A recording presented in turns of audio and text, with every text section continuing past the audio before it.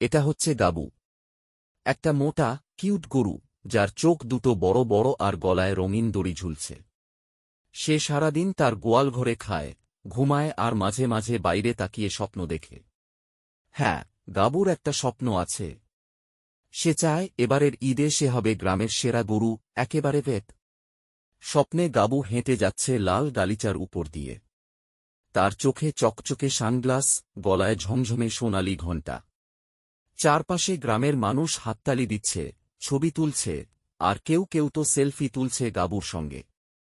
গাবু এক তারকা, সে হুফ নাড়ায়, হেসে হেসে সবাইকে সালাম দেয়। সেভাবে এই তো জীবন। কিন্তু হঠাৎ স্বপ্ন ভেঙে যায়।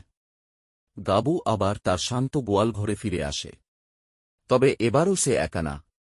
এক ছোট্ট ছেলে এসে ধীরে ধীরে গাবুর মাথায় হাত রাখে, আদর করে। গাবু চোখ বন্ধ করে শান্তিতে ঘুমিয়ে পড়ে। কারণ গাবু বুঝে গেছে, ভালোবাসাই তো আসল সম্মান।